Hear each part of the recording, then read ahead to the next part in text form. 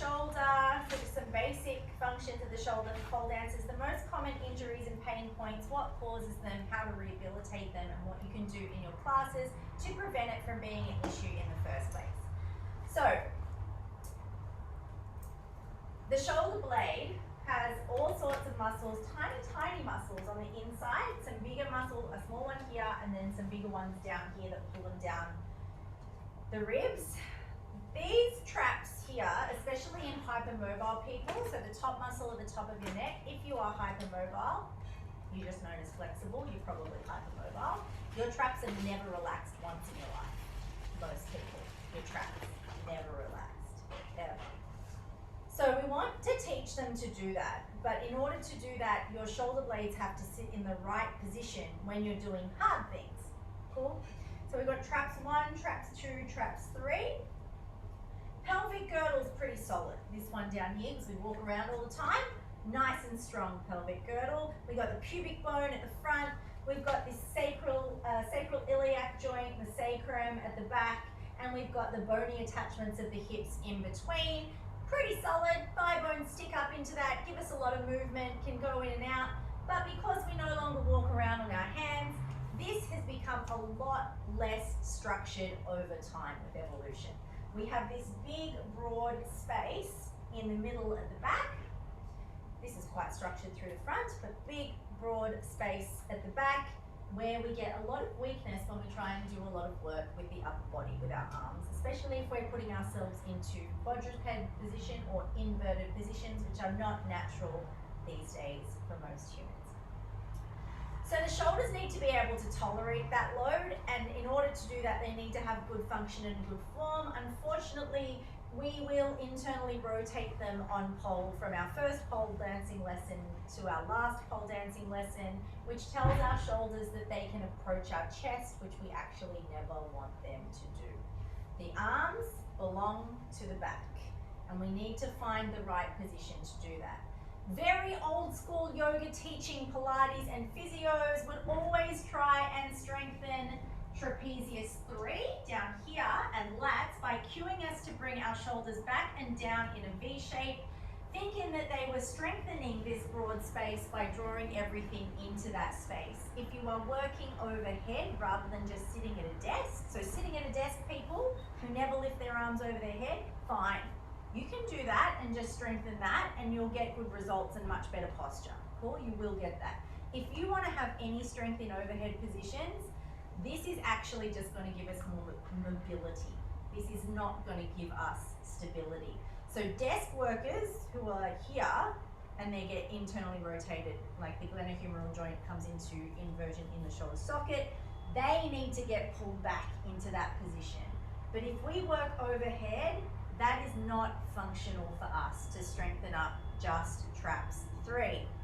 We need to work through all of the muscles that help us protract, not just retract, because many of our overhead positions put our shoulder into protraction and extension. Cool.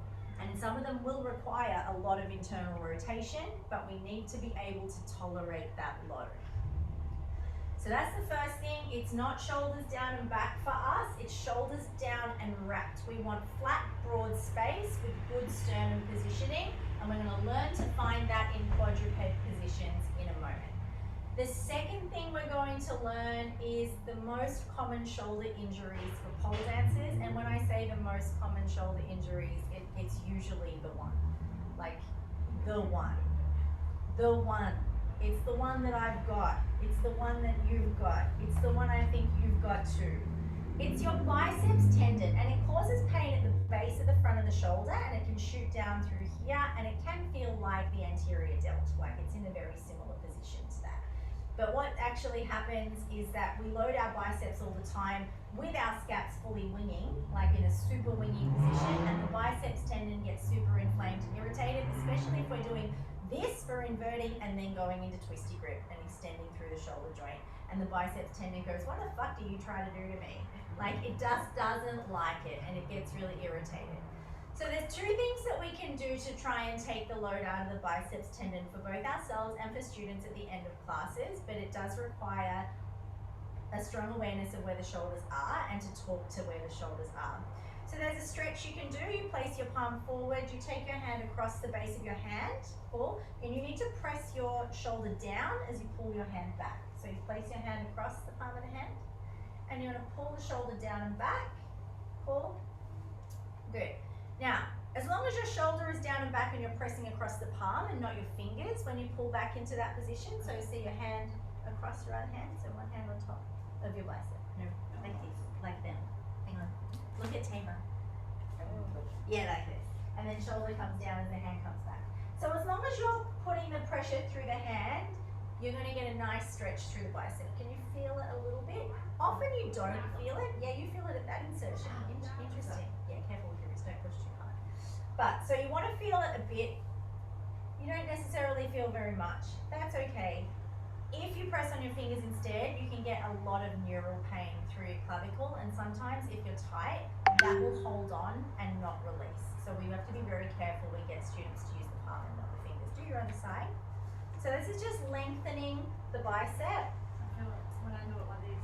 Yeah, unfortunately it does. It's very difficult to get the shoulder down and back and the wrist extended fully using that. I can do it with a split stance on here. I get a bit of stretch with my hand on something because I can also see I'm leaning back into it. Yeah, because one, my boobs, and two, my arms are short. It's a bit challenging. Yeah, oh, behind your back is another great option. Yeah. I think that's also really, yeah. If you've got, so much better. yeah. Because I wasn't like this. Is that's internally rotating the shoulder? Or you can choose not to do that though. You can choose not to internally rotate your shoulder. You lift, you slide, and you draw back. Rather than putting pressure on my palm, I'm putting more pressure on my wrist and that's when I feel it. Okay. So my pressure here, I feel it in my elbow. Okay, so you want to bring it up into the hand. Yeah, okay. I can feel that in hands too, yeah. It's less in the elbow, more in the... I have to move our elbows, Yes. so I need to rely more on pushing it here. So the first thing is remembering at the end of our class is that our biceps do a lot of work for us in pole and they need stretching. This one is not enough, especially if it's done badly. We've also got to get into that one somehow. You can do it on the ground as well. So if you do come into this position, as long as the shoulder is down, you can apply some gentle pressure in and out through the bicep there. It's just this to not internally rotate when you're in that tripod position is really difficult for beginner students. Can you do it against a pole? We were just talking about that. So Haley demonstrated it against the pole. It's very difficult to get the shoulder down and to get it behind you without the wrist then going into neutral position. So we do need the wrist into extension. All right. So this is how we can like start to stretch it. We also need to strengthen it. So parts of a pole dancer's life that need to be there forever are two things. One, bicep curls. Slow bicep curls. Two, overhead press. We do all this overhead pull, so all the musculature of the shoulder becomes incredibly imbalanced. We also need to push to bring that into balance. Yoga is a great way to stabilize, but it won't go far enough into loading overhead to bring it back. So, the first little thing you're going to play with is your TheraBand. You're going to put it over each wrist. So, put your hand through the loop. Hold onto the thing, and depending on how long you are, so you're going to be able to step both feet down. I'm not going to be able to hold on to that on the other side. And then we're going to turn the palms face forward. Check that our wrists are nice and straight and draw the shoulders down and back. Tuck your tailbone gently under with a soft bend in the knees and draw the ribcage down towards the hips. You can close your fist around the strap. It's super important. Eileen, you're still internally rotated. Yeah. So ribs down, shoulders back, nice long neck with the chin pulling in. We have to keep that wrist out in neutral as we draw the hands up towards the shoulders. You can do both at the same time, Alex. Yeah. So hold it at the top for me. And then I want you to pull your ribs in, squeeze your shoulders down your back. So not just together, but down. And then slowly, slowly resist. Keep your wrist in neutral. Keep your wrist in neutral. Keep going. And then we're going to go exhale to pull up. And then we're slowly, slowly, slowly coming down. Just check my pelvis and knees compared to yours side on in the mirror, guys. So we want a slight bend, or tuck tail, and ribs down. You're going to see yourself in the mirror in the first place. So pull up.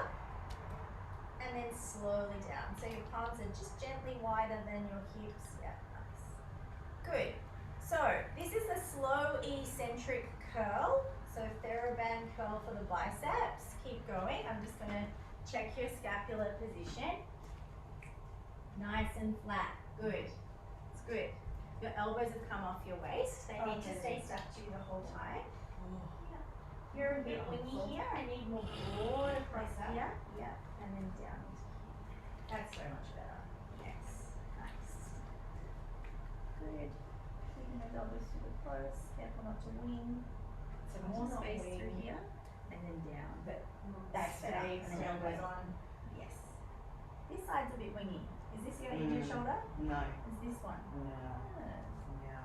I mean, it feels alright now. It just felt a bit inflamed this morning, but I think it just takes a while to Warm up. yeah. Good.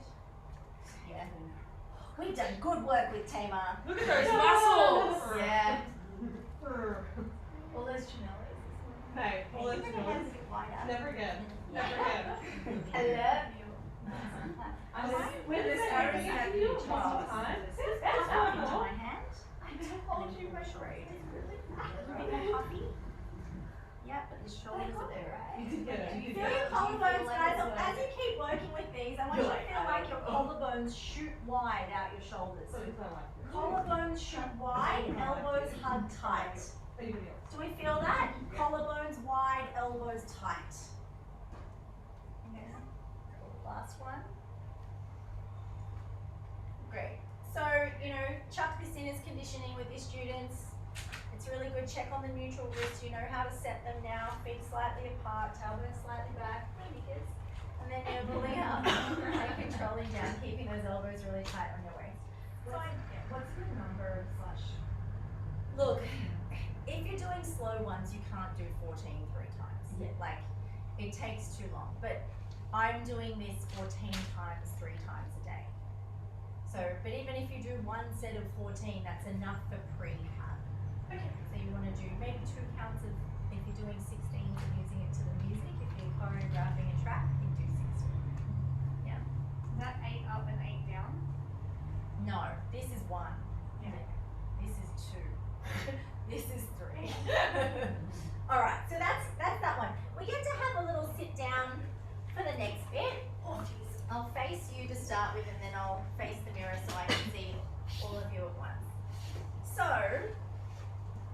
when I'm working my right arm, I want you to sit with your left knee bent. Bring your right foot over your left knee and then drop your right hip down. Can I extend my leg? Yes. I'm and setting just my press it. knee at the moment. You can do it the same as Tamar. Oh, yeah. Yeah. So just pull it back in, sit up super, super tall, and I want you to feel how broad you can get through your shoulders and how tall you can sit like this. If you, foot over the knee, and if you can't drop the hip, that's great. That's really good. Nice. Dropping the hip, sitting up super, super tall. Okay, so this is part 1. Hi, Nick. Put my t-shirt back down. Just call me Harry. Harry High Pants.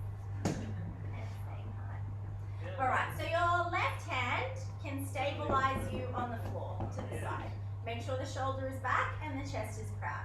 Your right arm, we're going to bring it forward to 45 degrees and make sure the wrist is also neutral in 45 degrees. Don't let it be wide. Place your wrist right on top line. No, this one is important. We're only at 45. You can even do it in neutral. It's not wide, there shouldn't be any pain.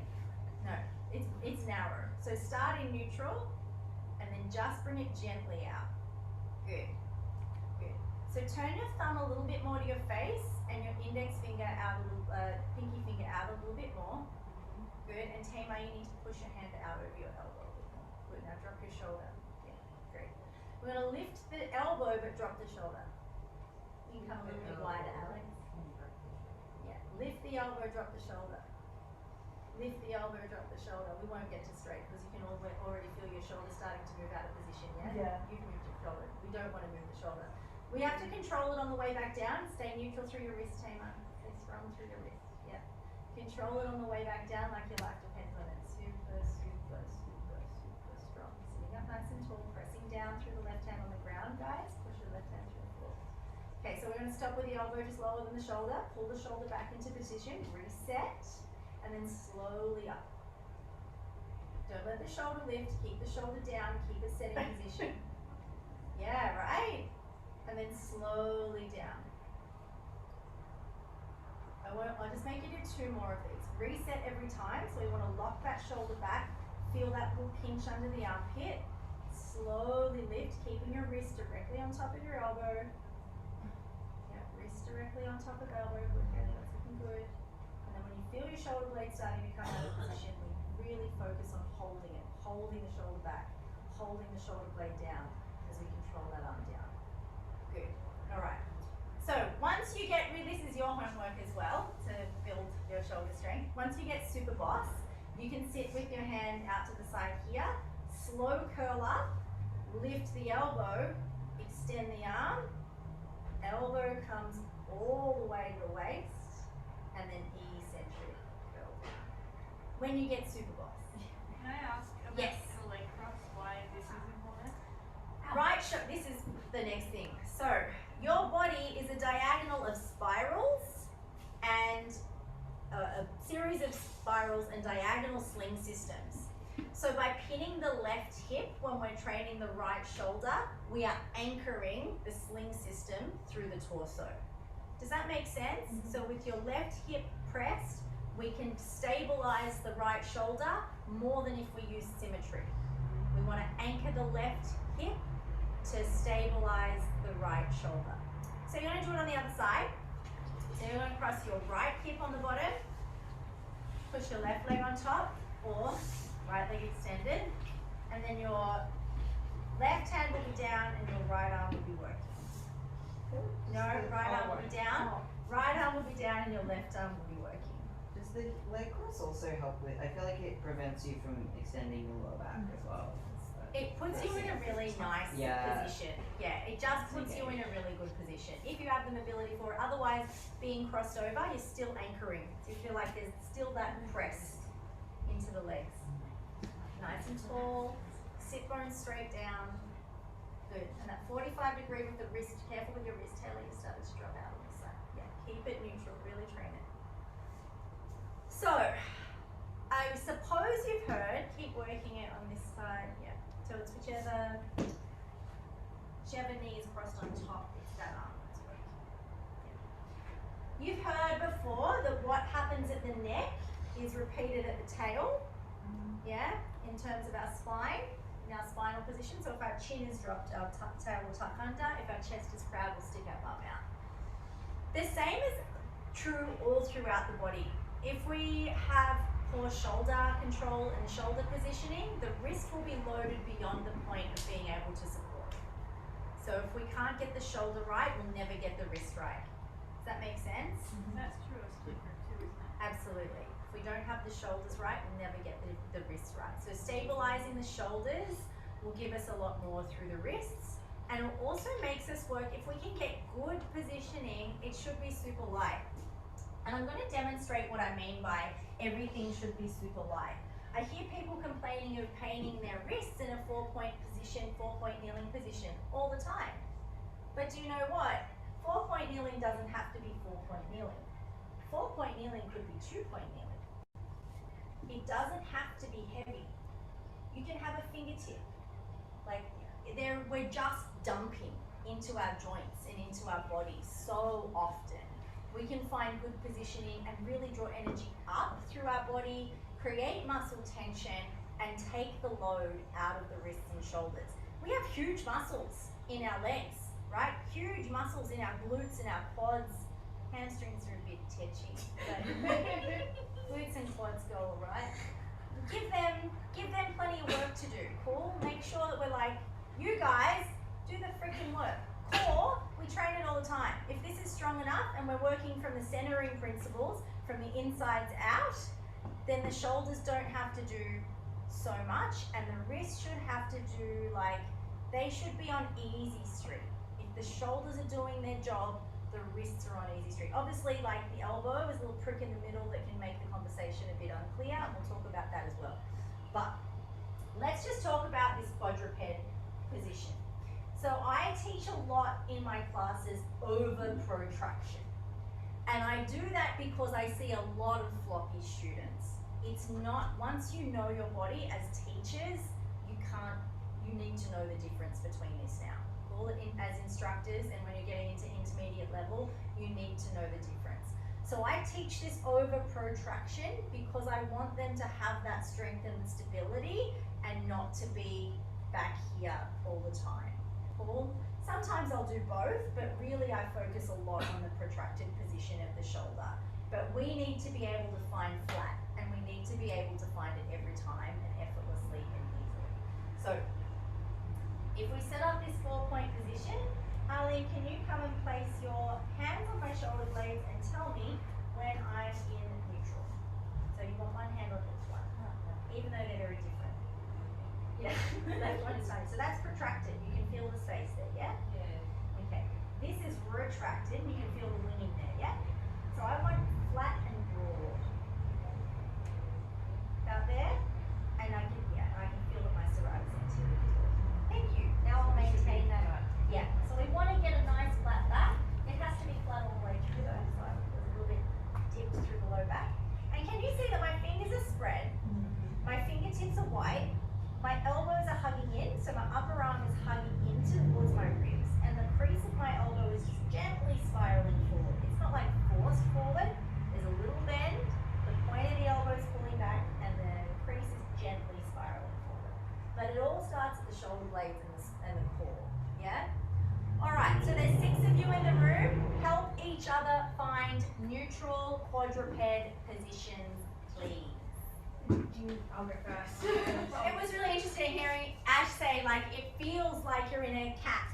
Yeah. But really that's when you've hit flat. Yeah. So we've got to develop that awareness, and it's really useful to have someone to help you. So maybe you can help someone at home, like spread your shoulder blades and make sure you've lifted your sternum enough to be flat across the upper back. You don't need to be over protracted, but to be broad and flat. That's called our neutral thoracic spine. So I mean, I guess when you go into your cat, it's the head and the pelvis as well. Yes, that's right. But if we're in this, it's Just should be neutral. Yeah, just the T-spine, correct, and we're neutral in the pelvis. All right, so that's the first part, biceps for the first part, flat through the back, so broad space is the second part, collarbones wide, shoulder blades down towards the hips. We're going to now put those 2 things into practice to do our swan preps correctly. So I don't see very many people do these correctly, including me. Because I'm a pole dancer first, I'm always chin forward and arse out, right? As my knickers will tell you all day long. But for the purposes of this exercise, for like really training long necks, all of our neck pain and having traps 1 switch on is when our chin is out, traps 1 is on. So we've got to pull our chin in and really flush out long and straight the back of our neck. You can even use the mirror for a sec, looking side on, to see how much you have to pull your chin in to get the back of your neck vertical. Truly vertical. You're not vertical, your chin's going to come down. Press your shoulders back as your chin comes down. I I'm gonna have to do that. I'm getting a cramp. Yeah. Chin in, chin in, more, and then back, this head has to move back. So chin down and neck up. It's a lot, It's right? a double chin, right? Yeah, double chin is correct. So, You've trained this posture all your life.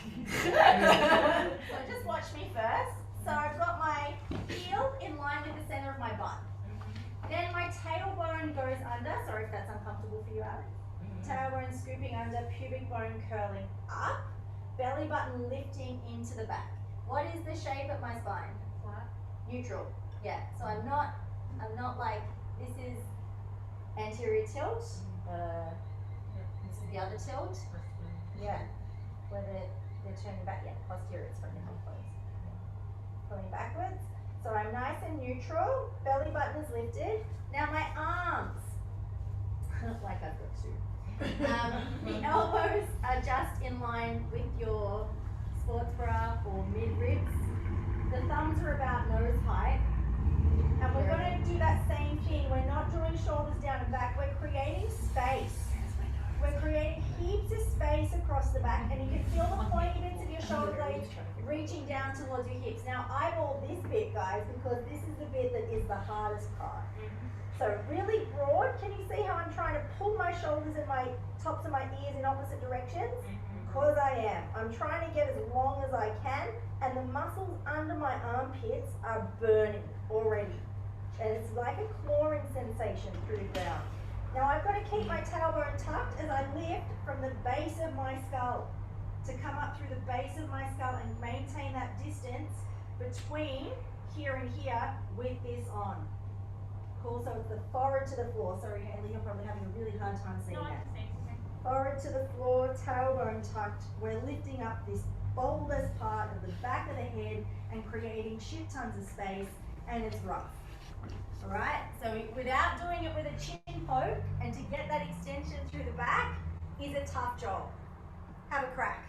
Have a crack at having a long neck, a tucked tail, the underarms, like that clawing feeling through the floor, the claw, yes, I saw Ash claw.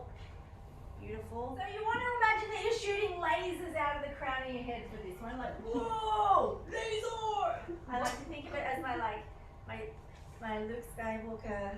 Your lightsaber. Where's the stopping So point? what is supposed to come? Where do we stop? Stay on the ground. The elbows, the hands, everything. Just the head and chest lifting off. Okay. But you keep your spine in neutral position, right? You're not arching. No, you're tucking. You want to go a Yeah. little, yeah, that's it. Good. And belly button lifting up into mid-back. There Yeah, are so and many forward things on to the think floor, about. Forward on the floor, long neck, and then you're going to keep that neck position without bringing your chin forward as you lift from the back of the head all the way up. Keep lifting, yep. You can push through your arms a bit more, just keep that space across. Yeah, good, that's better. The next exercise in the series after swan preps is L raises. But if you've got a niggly shoulder, an L raise is a lot of work because you have to keep this going at the bottom and then be able to keep your thumb level with your shoulder. So the hands will want to drop forward and we're not going to let them in an L raise. We're nearly done. This is the last exercise. So tailbone tucked forward to the ground. We're going to be really stubborn with our arm position, yeah? We're not going to let the fingers point up or the elbows point up. Everything is going to stay parallel. Chin. I am such a chin poker. And slowly down. Get back here, Jen. That one's a little bit harder. L raise.